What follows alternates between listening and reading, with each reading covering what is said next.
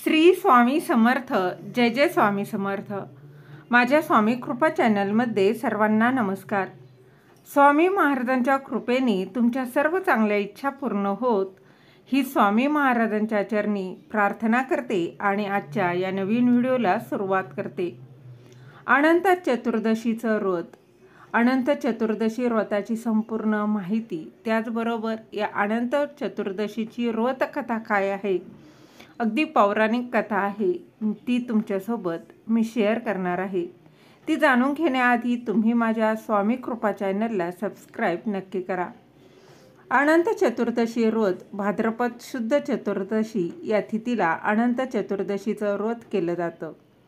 याचाच अर्थ अनंत म्हणजे जो कधी मावळणार नाही आणि कधी संपणार नाही तो, आणि चतुर्दशी म्हणजे चैतन्यरूपी शक्ती. गतवैभव प्राप्त करण्यासाठी श्री विष्णू देवतेला अनुसरून केल्या जाणाऱ्या या व्रतामध्ये शेषनाग आणि यमुनेचेही पूजन केले जाते. श्री अनंत चतुर्दशी या व्रताबद्दल श्री गुरुचरित्रामधील 42व्या अध्यायामध्ये पूर्ण माहिती दिली आहे. श्री गुरु सायनदेवाला म्हणाले, तू मला अनंत व्रताविषयी विचारले होतेस. या अनंत पूजेचे महात्म्य काय आहे व ही अनंत व्रत पूजा पूर्वी कोणी केली होती, या व्रत पूजेचे फळ काय याविषयी मी तुला सांगतो, ते ऐक. हे अनंत व्रत पूर्वी पंडुपुत्र युधिष्ठिराने केले होतं. त्या व्रतप्रभावाने त्याला त्याचे गेलेले राज्य परत मिळाले. त्याचे असे झाले की कौरव आणि पांडव पण लावून द्यूत खेळत होते आणि त्या द्यूत क्रीडेत पांडवांचे सर्वस्व हरण केले व त्यांना 12 वर्षे वनवास व 1 वर्ष अज्ञातवास भोगावा लागला. युधिष्ठिर अर्ध्या राज्याचा स्वामी, पण तो आपले भाऊ व द्रौपदी यांच्यासह घोर अरण्यात अनंत दुःख भोगीत होता. पांडव हा वनवासात असतानाही कौरव अनेक कपट कारस्थाने करून त्यांना त्रास देत होते. पांडवांचे सत्वहरण करून त्यांना त्रास देत होते. पांडवांचे सत्वहरण करण्यास कौरवांनाही पांडवांकडे पाठवले, परंतु प्रत्येक वेळी श्रीकृष्ण त्यांचे रक्षण केले. पांडवांचे फार हाल होत आहेत हे पाहून एकदा श्रीकृष्ण त्यांना भेटावयास गेला. श्रीकृष्णाला पाहताच युधिष्ठिराने त्याला लोटांगण घातले आणि त्याची यथासांग पूजा केली. मग त्याने हात जोडून श्रीकृष्णाला प्रार्थना केली, हे भक्तवत्सला कृष्णनाथा, तुझा जय जयकार असो.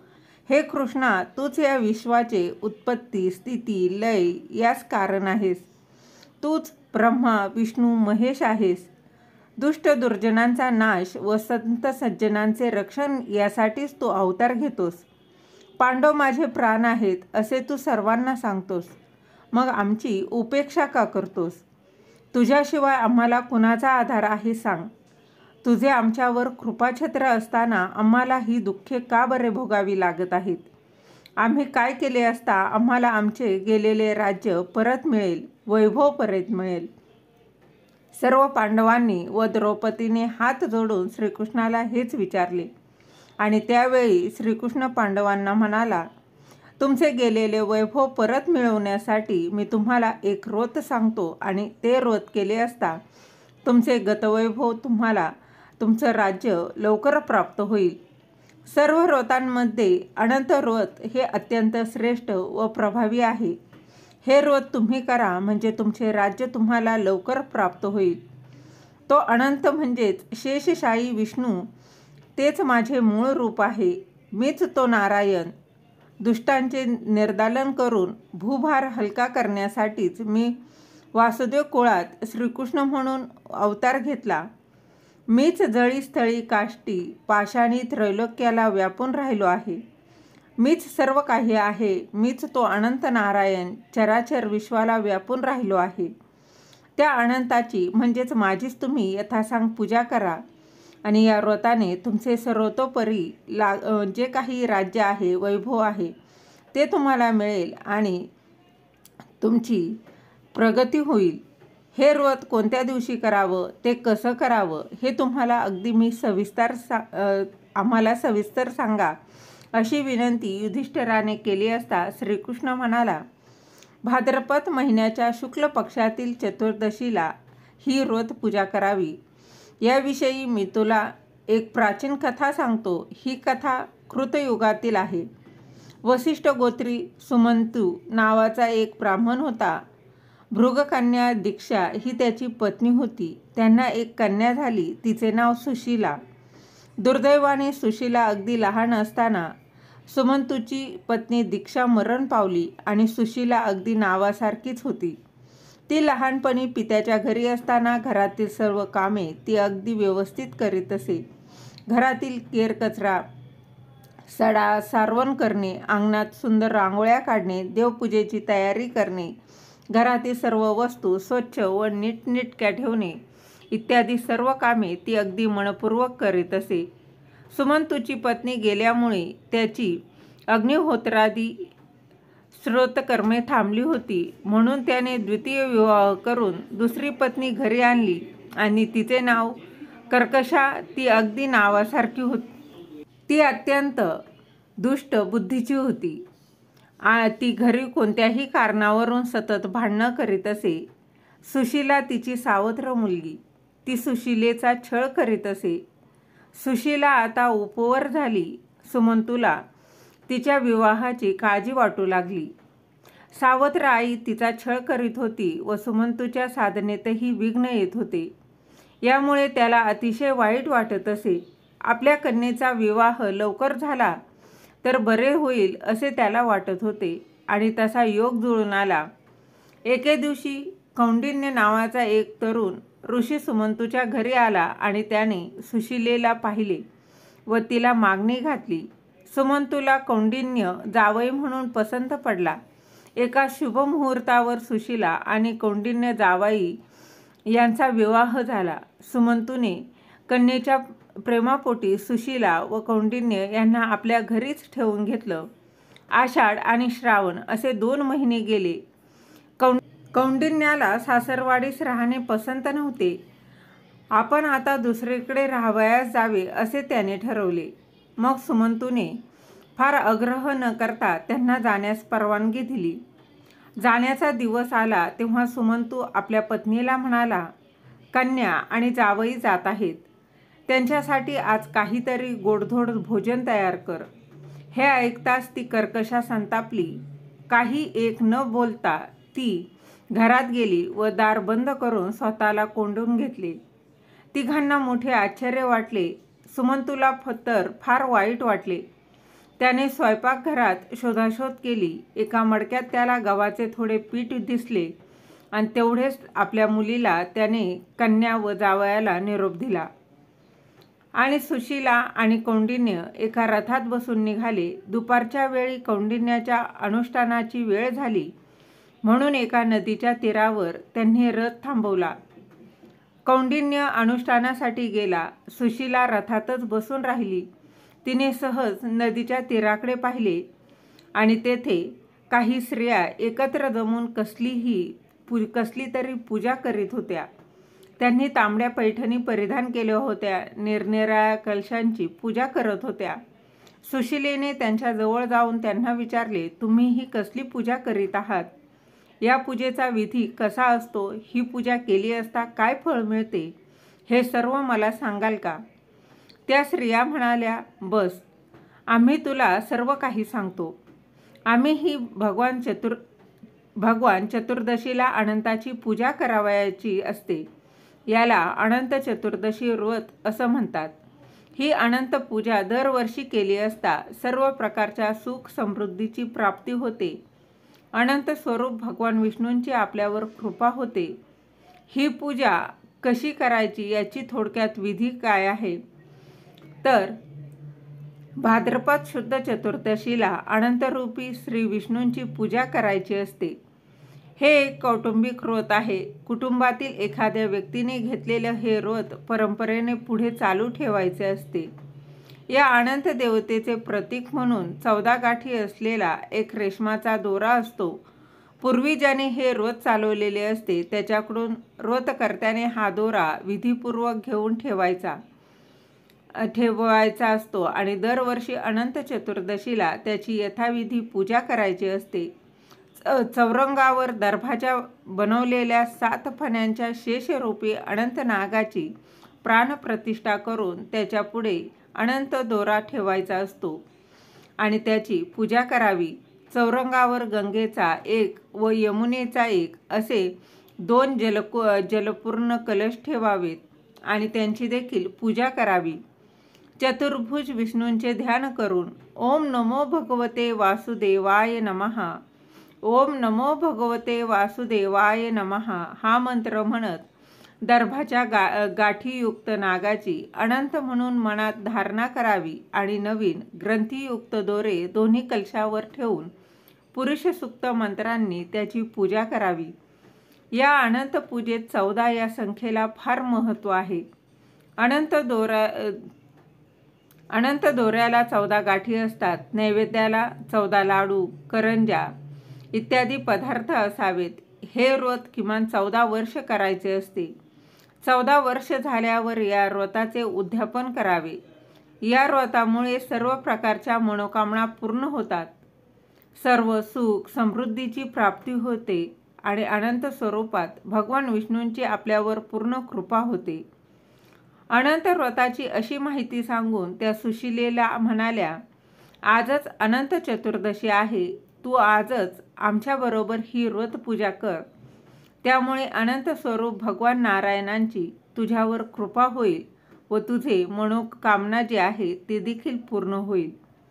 सुशिलेने आनंदाने ते मान्य केले व त्या स्त्रियांसोबतच भक्तिभावाने अनंताची यथासांग पूजा केली. सुशिला आणि कौंडिन्य रथात बसून पुढे निघाले. काही अंतर गेल्यावर अचानक त्यांना अमरावती समान नगर लागले आणि हे कोणते नगर, हे कोणाचे नगर आहे त्यांना काहीच समजेना. आणि इतक्यात अनेक लोक हात जोडून त्यांच्या स्वागतासाठी पुढे आले. स्वामी, तुम्ही तपोनिधी आहात. या नगराचे राज्य तुमचेच आहे असे म्हणत त्या लोकांनी त्या दोघांना सन्मानपूर्वक एका वैभवसंपन्न राजप्रसादात नेले. अनंत पूजेच्या प्रभावानेच त्यांना हे वैभव प्राप्त झाले होते. एके दिवशी कौंडिन्याने सुशिलेच्या हातावरील अनंत दोरा पाहिला व तिला विचारलं, हे हातावर तू काय बांधलं आहेस? तेव्हा सुशिला म्हणाली, हा अनंताचा धागा आहे. मी अनंत चतुर्दशीचं व्रत केलं त्यामुळे आपल्याला ही सुख समृद्धी प्राप्त झाली आहे. हे ऐकताच कौंडिन्याला राग आला. तो म्हणाला, आपल्याला सुख समृद्धी मिळाली आहे ती माझ्या कष्टाने, माझ्या ज्ञानामुळे, मी केलेल्या खडतर तपश्चर्येने. त्यात त्या अनंताचा काहीही संबंध नाही असे म्हणून त्याने तो अनंत दोरा हिसकावून घेतला व अग्नीत टाकला. अनंताचा कोप झाला. अनंत व्रताचा अपमान झाला. कौंडिन्याची सगळी संपत्ती नष्ट झाली. चोरांनी सगळी संपत्ती चोरून गेली. त्याच्या घरात आग लागून सगळे घर जळून भस्म झाले. सुशिलेला अतिशय दुःख झाले. ती शोक करू लागली. प्रत्यक्ष अनंत नारायण भेटल्याशिवाय मी अन्नपाणी घेणार नाही असा तिने निश्चय केला आणि सुशिला आणि कौंडिन्य एक वसळानिशी वनात भटकू लागली. कौंडिन्याचे डोळे उघडले. त्याचा गर्व नाहीसा झाला. पश्चाताप दग्ध झालेला तो शोक करीत होता. अनंताला शोधण्यासाठी त्याचा धावा करीत फिरू लागला. जो कोणी भेटेल त्याला तो विचारू लागला, तुम्हाला अनंत कोठे दिसला का? प्रत्येकजण नाही असे उत्तर देत असे. त्या वनात कौंडिन्याला एक आम्रवृक्ष दिसला आणि त्या वृक्षावर खूप फळे होती. पण एकही पक्षी त्या वृक्षाकडे फिरकत देखील नव्हता. कौंडिन्याने त्या वृक्षाला विचारले, तू भगवान अनंताचा पाहिलास का? तू भगवान अनंताला पाहिलेस का? वृक्ष म्हणाला, नाही, मी पाहिला नाही. तुम्हाला त्याचे दर्शन झाले तर त्याची माझ्यासाठी क्षमा मागा. पुढे त्याला एक बैल दिसला. त्याच्या पुढे भरपूर चारा होता पण त्याला तो खाताच येत नव्हता. तू अनंताला पाहिलेस का असे कौंडिन्याने त्याला विचारले. तेव्हा त्याने नाही असे सांगितले. त्यावर कौंडिन्य पुढे निघाला. त्याला 2 सरोवरे दिसली. पण त्यातले पाणी कुणीच पित नव्हते. त्यांनीही आम्ही अनंत पाहिला नाही. तुम्हाला भेटल्यास आमच्याकडे पक्षी येत नाहीत, ही परिस्थिती देवाला सांगा, असेच सांगितले. पुढे गेल्यावर त्याला एक गाढव व हत्ती दिसला. ते दोघे नुसतेच उभे होते. कोणी काही बोलत नव्हते, काही सांगत नव्हते. तेव्हा कौंडिन्य दुःखी, कष्टी झाला. जमिनीवर पडून शोक करू लागला. अनंत अनंत अशा हाका मारू लागला. त्याला पश्चाताप झालेला पाहून भगवान अनंताला त्याची दया आली आणि तो वृद्ध ब्राह्मण रूपाने तेथे प्रगट झाला. कौंडिन्याने त्याच्या पायावर डोके ठेवून विचारले, तुम्ही तरी अनंत कोठे पाहिलात का? त्यावेळी मीच तो अनंत, असे तो ब्राह्मण म्हणाला. आणि त्याच क्षणी चतुर्भुज भगवान अनंत तेथे प्रगट झाले. त्यांनी कौंडिन्याचे सांत्वन करून त्याचे गेलेले सगळे वैभव परत दिले, राज्य परत दिले. भगवान अनंत विष्णूने कौंडिन्याला वर दिला, तू धर्मशील होशील, तुला कधीही दारिद्र्य येणार नाही, तू शाश्वत वैकुंठ लोकात राहशील. श्रीकृष्ण म्हणाला, भगवान अनंत विष्णूने कौंडिन्याला असा वर दिला तेव्हा आपण वाटेत पाहिलेला आम्रवृक्ष, बैल, 2 सरोवरे, गाढव, हत्ती यांची दयनीय अवस्था कशामुळे झाली होती आणि त्यांनी क्षमा मागितली ती का, असे विचारले. तेव्हा विष्णूंनी त्याला त्या प्रकाराचे स्वरूप समजावून सांगितले. भगवान विष्णू म्हणाले, तुला जो आम्रवृक्ष भेटला तो गतजन्मी विद्वान ब्राह्मण होता, परंतु त्याला तुझ्याप्रमाणेच आपल्या ज्ञानाचा गर्व होता. त्याने कुणालाही विद्या दान केली नाही, म्हणून त्याची ज्ञानफळे कडू झाली. त्यामुळे कोणीही प्राणी त्याच्या आश्रयास येईनासे झाले. तुला जो बैल दिसला तो गतजन्मी मोठा श्रीमंत माणूस होता. त्याने बरेच दान केले होते, पण त्याला त्या दानाचा गर्व होता. त्यामुळे आता त्याच्या पुढे गवत असतानाही त्याला ते खाता येत नव्हते. तुला ती 2 सरोवरे दिसली, त्या गतजन्मी 2 बहिणी होत्या. दानधर्माचा पैसा दुसऱ्याकडे जाऊ नये म्हणून त्या दोघी बहिणी एकमेकींनाच दान देत असत. त्यांच्या संपत्तीचा इतरांना काही उपयोग झाला नाही, म्हणून त्या सरोवराचे पाणी कुणीही पित नाही.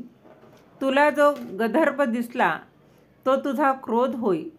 तो तुझ्या जाणीवेतून बाहेर पडला व त्याला गंधर्वाचा जन्म मिळाला. तुला जो हत्ती दिसला तो म्हणजे तुला आपल्या तपश्चर्येचा झालेला गर्व. तो तुझ्या शरीरातून बाहेर पडला व त्याला हत्तीचा जन्म मिळाला. तू सुद्धा स्वतःच्या ज्ञानाचा गर्व केलास, सुशिलेच्या श्रद्धेला तुच्छ मानलेस. गर्व, अहंकार, देवधर्माबद्दलचा तुझ्यातला यामुळेच तुला हे सगळं दुःख भोगावे लागले. आता तुला पश्चाताप झाला आहे, म्हणून मी तुझ्यावर प्रसन्न झालो आहे. आता तू घरी जा व अनंत व्रत कर, म्हणजे तुला सर्व सुखांचा लाभ होईल. मरणोत्तर तू नक्षत्रात पुनर्वसू नावाचे जे नक्षत्र आहे त्यात चिरकाल निवास करशील. कौंडिन्याला सगळे पटले. त्याचा गर्व नाहीसा झाला. त्याने घरी जाऊन पुन्हा सुशिलेसह अनंत चतुर्दशीचं व्रत अगदी मनोभावे केले. त्याला अनंत वैभव प्राप्त झाले. ही कथा सांगून श्रीकृष्ण युधिष्ठिराला म्हणाला, अनंत व्रताचा महिमा हा असा आहे. या व्रतामुळे कौंडिन्याला त्याचे गेलेले वैभव पुन्हा प्राप्त झाले. त्याप्रमाणे तुम्ही सुद्धा हे व्रत केलेत तर तुमचे गेलेले राज्य तुम्हाला पुन्हा प्राप्त होईल. श्री स्वामी समर्थ. जय जय स्वामी समर्थ.